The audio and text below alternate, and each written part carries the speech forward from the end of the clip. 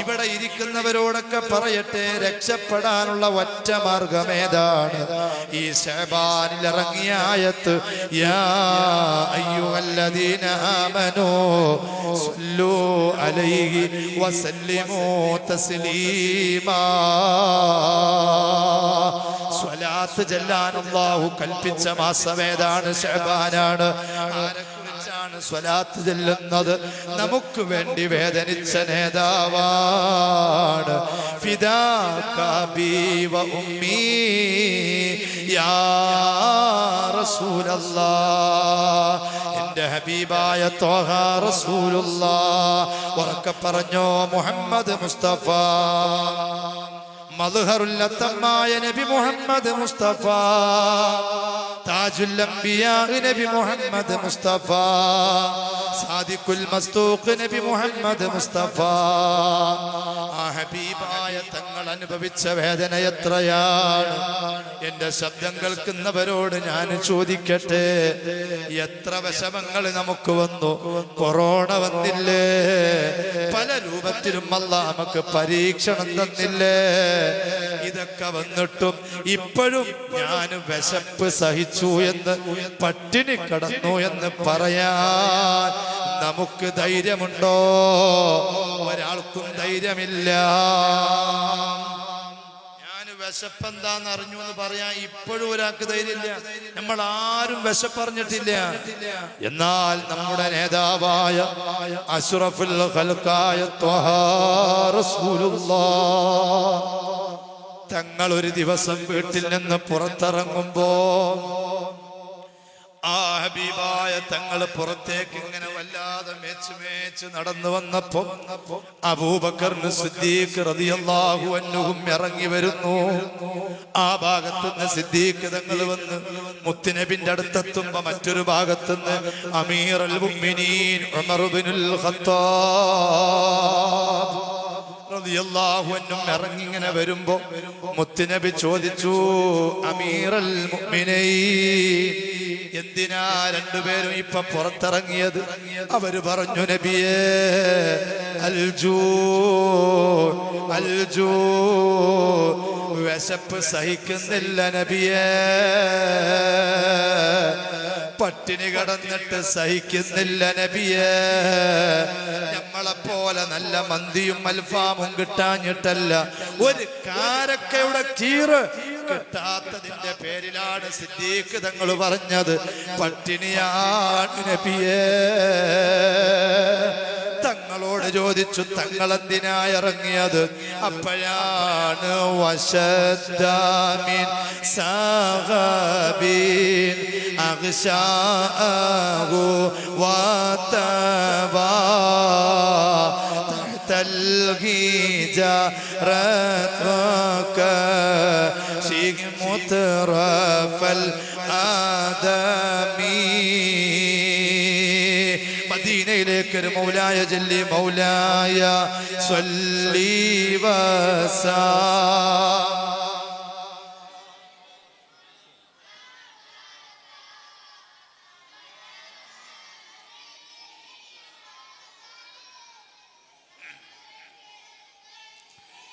റഹ്മത്തുല്ലിൽ ആലമീനായ തങ്ങൾ അവിടത്തെ അടിത്തട്ടിലുള്ള അവിടത്തെ കമീസങ്ങ് പൊത്തിക്കാണിക്കുമ്പോ എന്റെയും നിങ്ങളുടെയും നേതാവായ ലോകത്തിന്റെ നേതാവ്, മദീനയുടെ രാജാവ്, താജ്ദാരെ മദീന, സർക്കാരെ ആലം മുഹമ്മദുർ റസൂലുള്ളാഹി, മദീനത്തെ ഖുബ്ബത്തുൽ ഖദറാഇന്റെ ഉമ്മ വെച്ച് കിടക്കുന്ന എന്റെയും നിങ്ങളുടെയും ഹൃദയത്തിന്റെ തുടിപ്പായ മുഹമ്മദ് മുസ്തഫ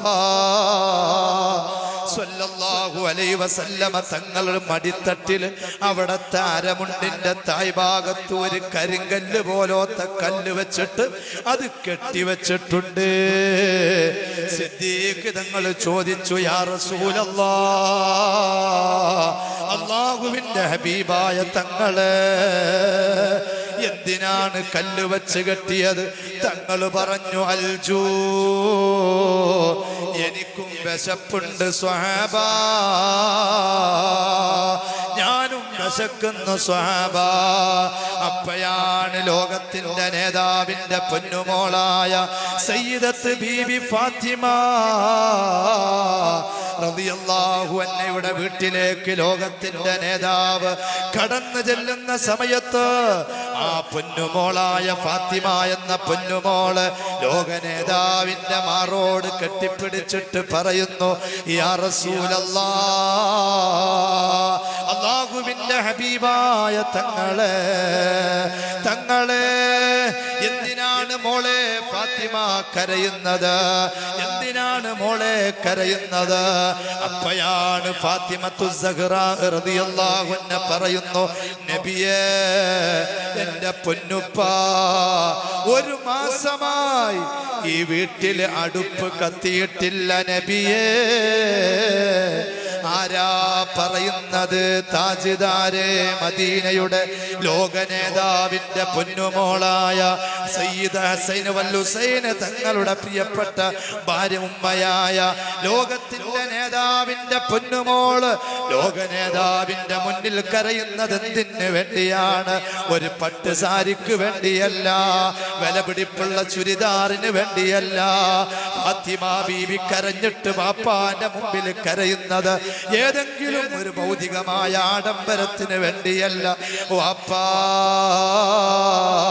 1 മാസമായി എന്റെ വീട്ടിലെ അടുപ്പ് കത്തിയിട്ട് ഹസൻ ഹുസൈൻ എന്ന പൊന്നുമക്കള് മുല കുടിക്കുന്ന പ്രായമാണ്. ആ ഭക്ഷണം കഴിക്കാത്ത എന്റെ അമ്മിഞ്ഞപ്പാല് കുടിക്കുമ്പം ഹസൻ ഹുസൈൻ എന്ന പൊന്നുമക്കള് കുടിക്കുമ്പം രക്തം വരുന്നു നബിയേ. അവർക്ക് പാല് ലഭിക്കുന്നില്ല. മഹദിയായ ഫാത്തിമ ബീബി കരഞ്ഞപ്പോൾ ലോകത്തിന്റെ നേതാവിന്റെ കണ്ണങ്ങ് നിറഞ്ഞുപോയി. പേരമക്കള് പട്ടിണിയാണ്, ഒരു ഈത്തപ്പഴം പോലും തിന്നാനില്ല. ആരെക്കുറിച്ചാ പറയുന്നത്? ലോകത്തിന്റെ നേതാവിന്റെ ജീവിതമാ പറയുന്നത്. അല്ലാഹു സമ്പത്ത് തന്നില്ലേ, അല്ല വീട് തന്നില്ലേ, അല്ല സുഖങ്ങൾ തന്നില്ലേ. എത്ര വിലയുള്ള കട്ടിലിലാ നമ്മൾ കിടക്കുന്നത്, എത്ര വിലയുള്ള ബെഡിലാ കിടക്കുന്നത്, എത്ര വിലയുള്ള യാസിയാ വീട്ടിൽ ഫിറ്റ് ചെയ്തത്.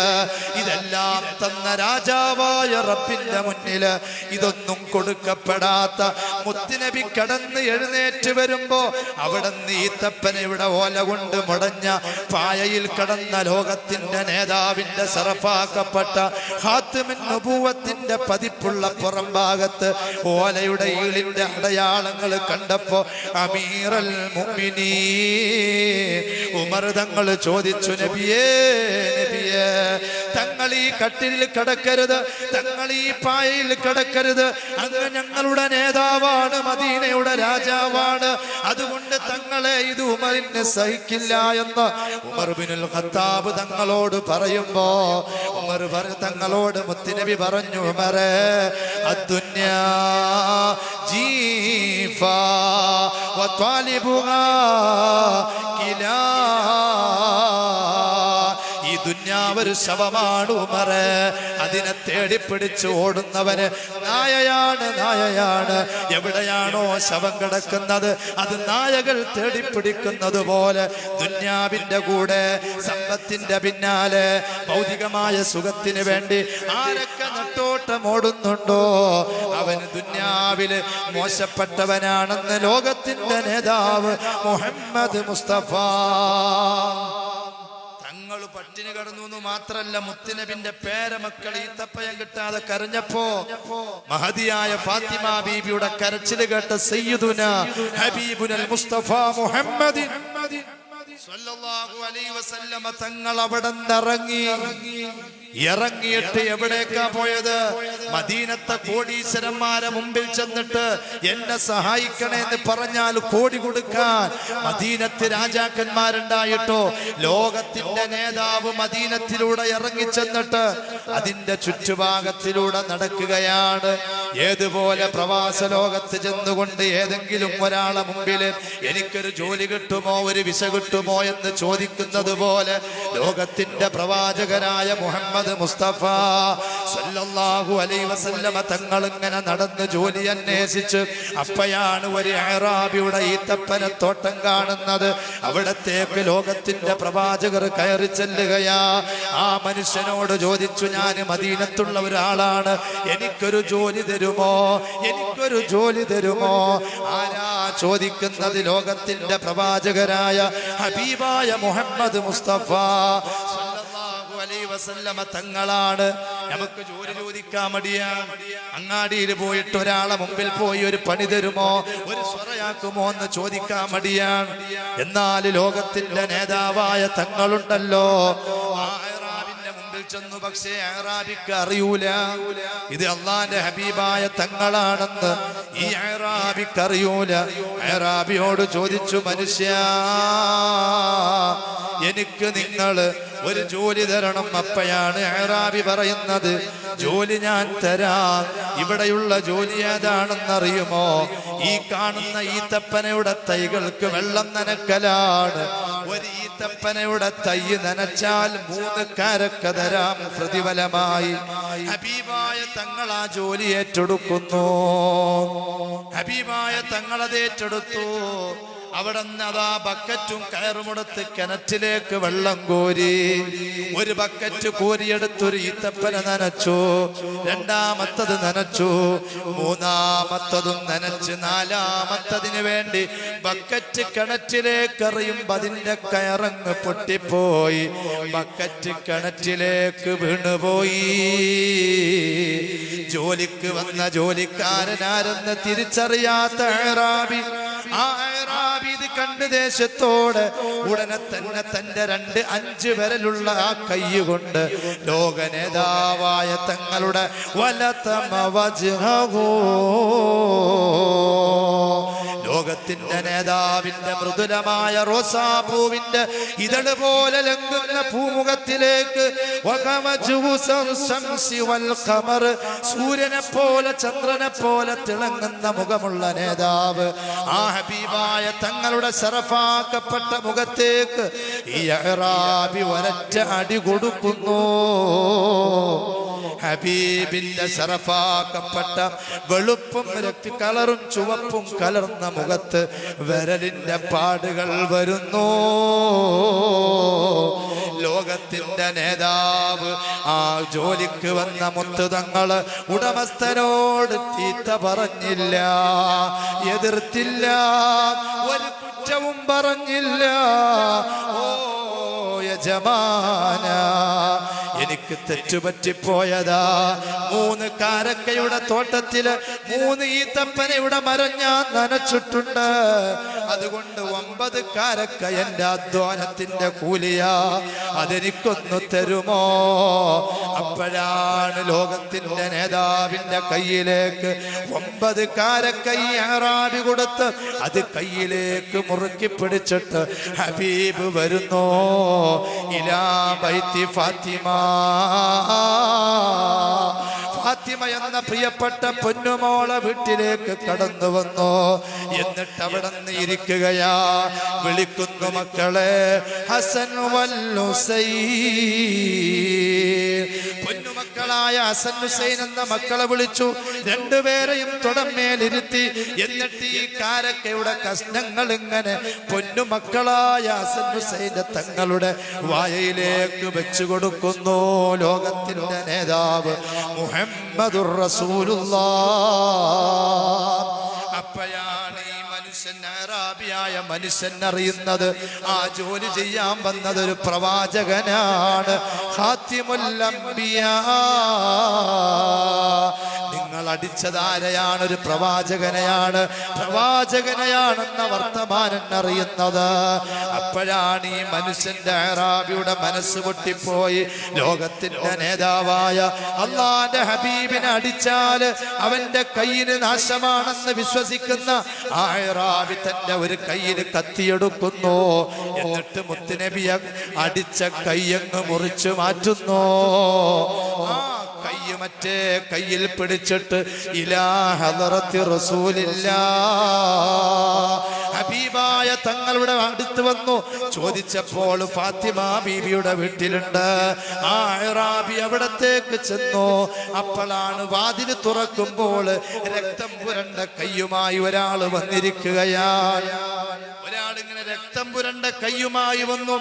ഏതുപോലെ പരിശുദ്ധമായ ഖതാദ റളിയല്ലാഹു അൻഹു യുദ്ധരണാങ്കണത്തിൽ, ഉഹദിന്റെ രണാങ്കണത്തില് ശത്രുക്കളുടെ അമ്പേറ്റുകൊണ്ട് കണ്ണിലേക്ക് തറച്ച് ആ അമ്പ് വലിച്ചെറിക്കുമ്പോൾ തന്റെ കണ്ണിന്റെ ഉൾഭാഗത്തുള്ള കൃഷ്ണമണിയടക്കം പുറത്തേക്ക് വന്നപ്പോൾ ഹബീബിന്റെ അടുത്ത് ചെന്ന് യാ റസൂലല്ലാഹ്,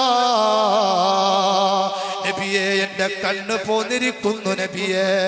ആ കണ്ണ് തന്റെ കയ്യിൽ പിടിച്ച് ശറഫാക്കപ്പെട്ട തുപ്പുനീര് തേച്ച് ഖതാദ തങ്ങളുടെ കണ്ണിന്റെ സ്ഥാനത്ത് വെച്ചു കൊടുത്ത് ഖതാദ തങ്ങൾ പറഞ്ഞില്ലേ, പിന്നീട് ഞാൻ എത്രയോ കാലം ജീവിച്ചു, എന്റെ മറ്റേ കണ്ണിന് കാഴ്ച പോയപ്പോഴും അന്ന് മുത്തുനബി വെച്ച് തന്ന കണ്ണിന് അതുവരെ പിന്നെ ഒരു പ്രശ്നവും വന്നില്ല.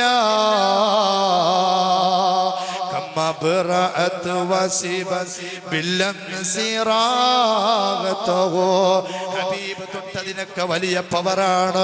ഹബീബിന്റെ തുപ്പുനീരിന് വലിയ പവറാണ്. അവിടുത്തെ ശരീരത്തിൽ നിന്ന് വരുന്ന വിയർപ്പിന് വലിയ മഹത്വമാണ്.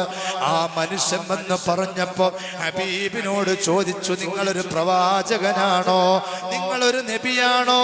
നിങ്ങൾ നബിയാണെങ്കിൽ ഈ കാണുന്ന എന്റെ കയ്യ് യഥാസ്ഥാനത്ത് നിങ്ങൾ ഫിറ്റ് ചെയ്തു തരണേ എന്ന് അള്ളാന്റെ ഹബീബിനോട് പറയുമ്പോ അവിടുന്ന് ഉടനെ തന്നെ മുത്തുനബി അവിടുന്ന് എന്തൊക്കെയോ ചൊല്ലിയിട്ട് തുപ്പുനീരെടുത്ത് ആ ഒരു പശ പോലെ പുരട്ടി ആ കയ്യങ്ങ് ഒട്ടിച്ചു കൊടുത്തപ്പോൾ ആ കയ്യ് യഥാരൂപത്തിലായി. ഉടനെ തന്നെ അശ്ഹദു അല്ലാ ഇലാഹ ഇല്ലല്ലാഹ് വഅന്നക മുഹമ്മദുർ റസൂലുള്ളാഹ്. അവിടെ നിന്ന് ഷഹാദത്ത് കലിമ ചൊല്ലിയെങ്കിൽ എത്ര വേദന അനുഭവിച്ച നേതാവാണ് നമ്മുടെ തങ്ങൾ. എത്രയാണ് അവിടുന്ന് പ്രയാസപ്പെട്ടു പോയത്. ആ ഹബീബിനെയല്ലേ നമ്മൾ സ്നേഹിക്കുന്നത്. എല്ലാവരും ആ ഹബീബിലേക്കൊരു സ്വലാത്തൊന്നു ചൊല്ലിക്കേ. സ്വല്ലല്ലാഹു അലൈഹി. അനവധി ശൈത്വാന വകവരുത്തി, അത്ഭുത കോടതി തടവിരുത്തി, അതിശയ കശിഫുടെ വലിയുള്ള അബൂ ത്വാഹിർ അൻഹു റളിയല്ലാഹു ചൊല്ല് ഹസ്ബി റബ്ബി ജല്ലല്ലാഹ് മാ ഫീ ഖൽബി നൂറെ മുഹമ്മദ് സല്ലല്ലാഹു ലാ ഇലാഹ ഇല്ലല്ലാഹ്. അമദുടെ കോറ്റില് അനുദിനമേ അനവധി ശൈത്വാന കുല ചെയ്യുമേ. അഗ്നി കൂജയിലിട്ട് കരിക്കും വന്നിതരായ വലിയുള്ളാഹ് ചൊല്ല് ഹസ്ബി.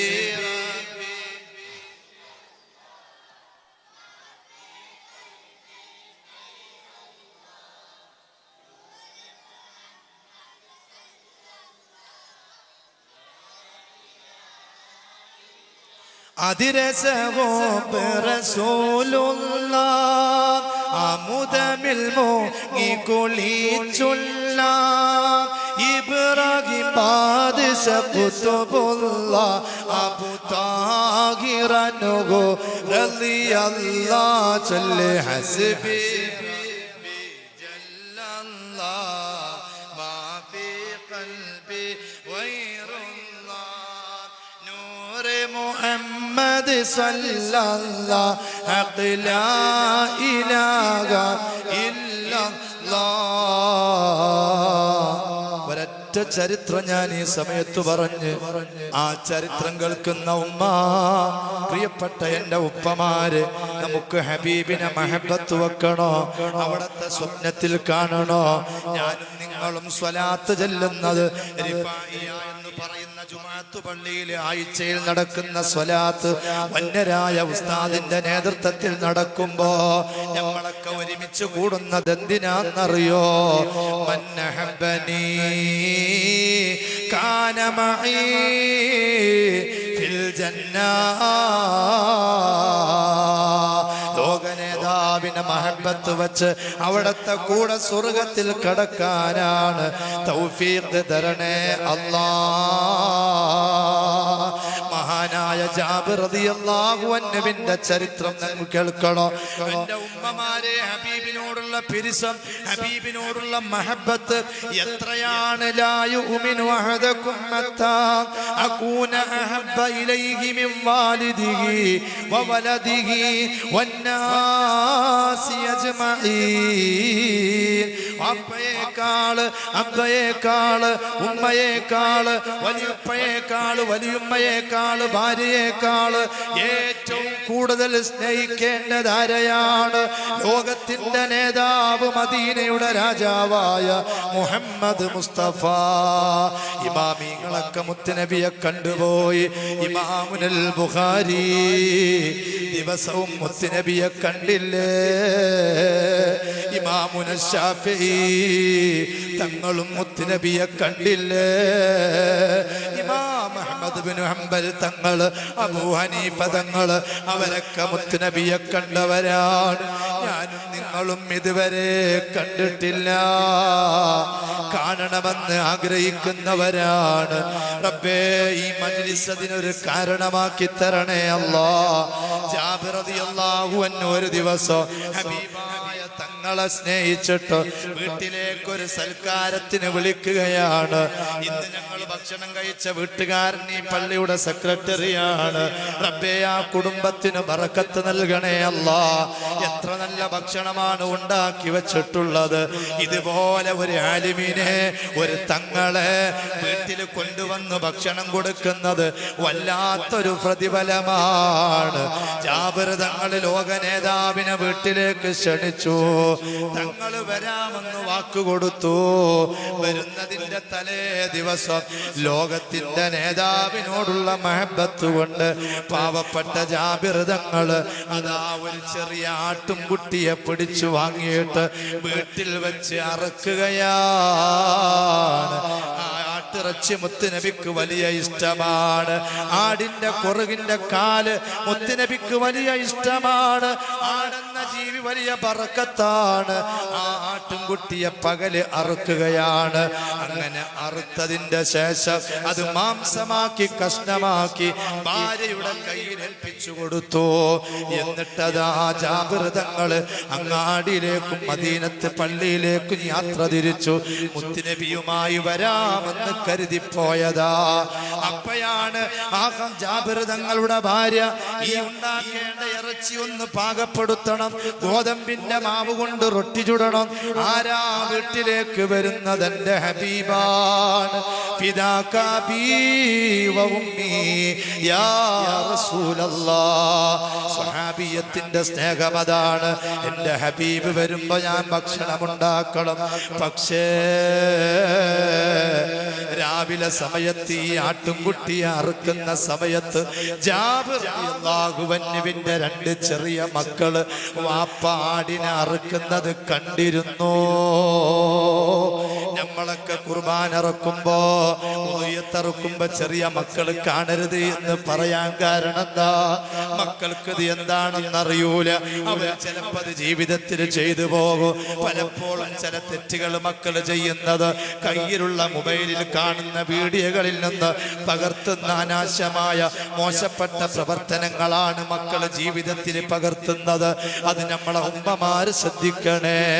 ആ ജാബിർ തങ്ങളുടെ ഒരു മകന് വാപ്പ അറുക്കുന്നത് പോലെ മറ്റേ മകനോട് പറഞ്ഞു, മോനെ, ഇന്ന് വാപ്പ ചെയ്തതുപോലെ നമുക്കൊന്ന് കളിച്ചു നോക്കിയാലോ? ആ മൂത്ത മകൻ ചെറിയ മകനെ നിലത്ത് കിടത്തി വാപ്പ അറുത്ത കത്തി കൊണ്ട് മോനങ്ങ് അറുത്തുപോയി. ജാബിർ തങ്ങളുടെ ഒരു മകന്റെ ശരീരത്തിൽ നിന്ന് രക്തം വാർന്ന് ആ പൊന്നു മോനങ്ങ് വഫാത്താകുന്നു. മൃതയുടെ വ്യാഖ്യാനമായ ഈ നേരത്തെ പറഞ്ഞ ബില്ലം സിറാഗത്തോ എന്ന വിശദീകരണത്തിൽ പല മഹാന്മാരും ഈ ചരിത്രം എഴുതി വെച്ചിട്ടുണ്ട്. ജാബിർ തങ്ങളുടെ ഒരു മകനങ്ങ് മരിച്ചുപോയി. ആ മകനെ വിളിച്ചപ്പോൾ കളിയാണെന്ന് കരുതിയതാണ്. മിണ്ടുന്നില്ല. ആ മകന്റെ അനക്കമില്ലാത്ത ശരീരം കണ്ടപ്പോ ഈ മകന് പേടിച്ചിട്ട് ഉമ്മ എന്തെങ്കിലും പറയുമോ, വാപ്പ വല്ലതും ചെയ്യുമോ എന്ന് പേടിച്ച് ആ മകന് വീടിന്റെ തട്ടിൻപുറത്തേക്ക് ഓടിക്കയറി ആ മകന്റെ കാലും തെറ്റിയിട്ട് വീട്ടിന്റെ മുകളിൽ നിന്ന് നിലത്തേക്ക് വീണു, തലയടിച്ചങ്ങ് മരിക്കുന്നു. ലോകത്തിന്റെ നേതാവ് വരാനിരിക്കുന്ന വല്ല പുണ്യമായ സമയം വിരുന്നിന് മദീനത്തെ പള്ളിയിൽ നിന്ന് ജാബിർ തങ്ങളെ വീട്ടിലേക്ക് വരാനിരിക്കുമ്പോഴാണ് ആ വീട്ടിലുള്ള 2 മക്കളും മരണപ്പെട്ടു പോയി. ജാബിർ തങ്ങളുടെ ഭാര്യ പുറത്തേക്ക് വന്നപ്പം ഒരു ഭാഗത്ത് കരുത്തറുത്തുകൊണ്ട് മരണപ്പെട്ട പൊന്നുമോനെ കാണുകയാ, ഒരു ഭാഗത്ത് തലയുടെ ഭാഗത്ത് പൊട്ടിയിട്ട് രക്തം വാർന്നു കിടക്കുകയാ. എന്റെ ഉമ്മ, നമ്മുടെ മക്കള് സൈക്കിളിൽ നിന്ന് വീണ് കാലൊന്ന് വെച്ചു കുത്തിയാൽ നിങ്ങൾ കരയാറില്ലേ, ബേജാറാവാറില്ലേ? എന്നാൽ മഹതിയായ ജാബിർ തങ്ങളുടെ ഭാര്യ അവിടുന്ന് കരയുന്നില്ല.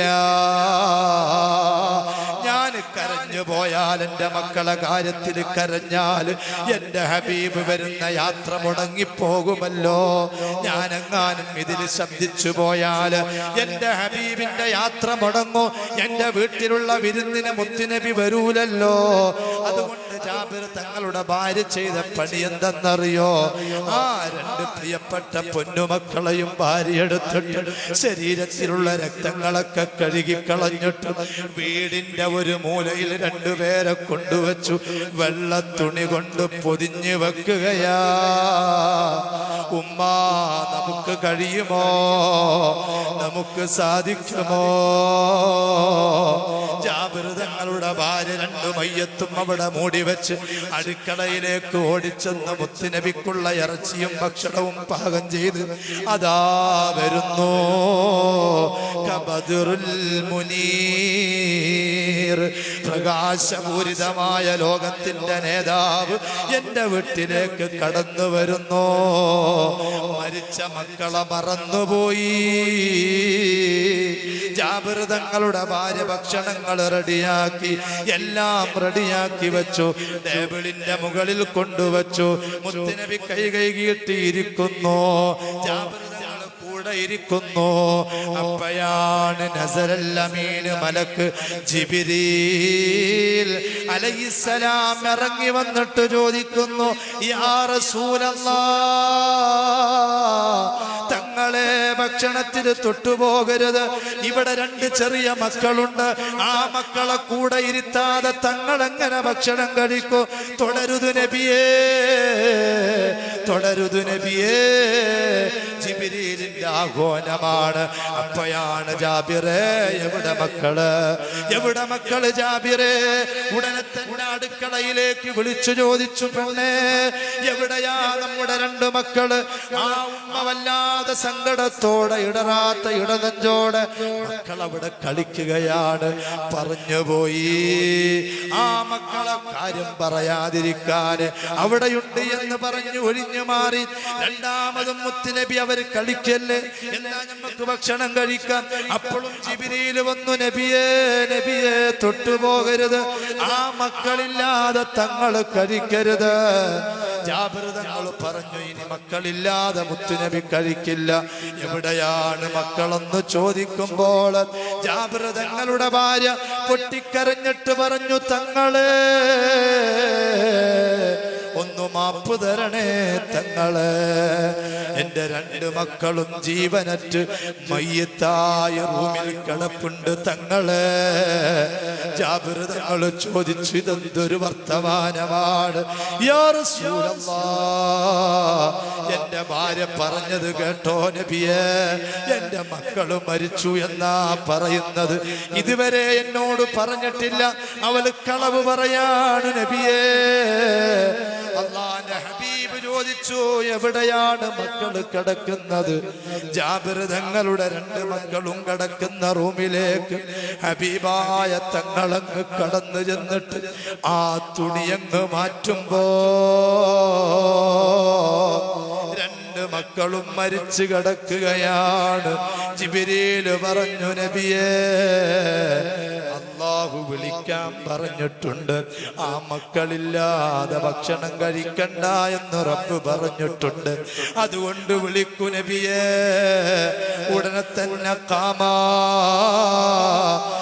ബിഇദ്നില്ലാ. ഈസാ നബി അലൈഹിസ്സലാം സാമബ്നു നൂഹ് എന്ന് പറയുന്ന എത്രയോ കൊല്ലങ്ങൾക്ക് മുമ്പ് മരണപ്പെട്ട് ഖബറിലായ നൂഹ് നബിയുടെ മകനെ അങ്ങനെ പലവരെയും ജീവിപ്പിച്ചതുപോലെ അല്ലാഹുവിന്റെ ഹബീബ് പറഞ്ഞു ഖും ബിഇദ്നില്ലാ. എണീക്കു മക്കളെ, ഇനി നിങ്ങൾ കടന്നുറങ്ങണ്ട, എഴുന്നേൽക്കണം. മരണപ്പെട്ടു പോയ രണ്ട് മക്കളും ഉടനെ തന്നെ ജീവൻ വന്ന് എഴുന്നേറ്റ് വന്നു ഹബീബിന്റെ കൂടെ ഇരുന്ന് ഭക്ഷണം കഴിക്കുന്നു.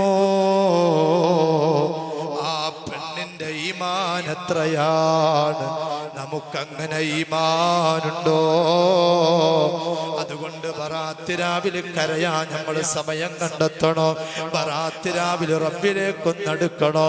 ഇൻഷാ അല്ലാഹ് എൻ്റെ മുത്തുമുഅ്മിനീങ്ങളെ, നിങ്ങളോട് ഞാൻ ഓർമ്മപ്പെടുത്തുന്നു, ആരെയും വേദനിപ്പിക്കാനല്ല. നാളെ ഒരു ചാണ് മുകളിൽ സൂര്യൻ നിൽക്കുമ്പോൾ നിൽക്കുന്ന കാലിൻ്റെ ഒരു അടി അങ്ങോട്ടും ഇങ്ങോട്ടും മനക്കാൻ പറ്റാതെ ഒരു ചാണ് മുകളിൽ സൂര്യനാണ്, തായ് ഭാഗത്ത് ചെമ്പിന്റെ മത്സരയാണ്. അവിടെ നിൽക്കുമ്പോൾ ശരീരത്തിന് വസ്ത്രമില്ലാതെ നിൽക്കുമ്പോൾ അവിടെ നമ്മുടെ നൃത്തത്തിന് രക്ഷപ്പെടാൻ ഈ നൃത്തം ഒരു കാരണമാക്കണേ അല്ലാ. ഈ നൃത്തം ഒരു കാരണമാക്കണേ അല്ലാ. ഞങ്ങളെ രക്ഷപ്പെടുത്തണേ അല്ലാ.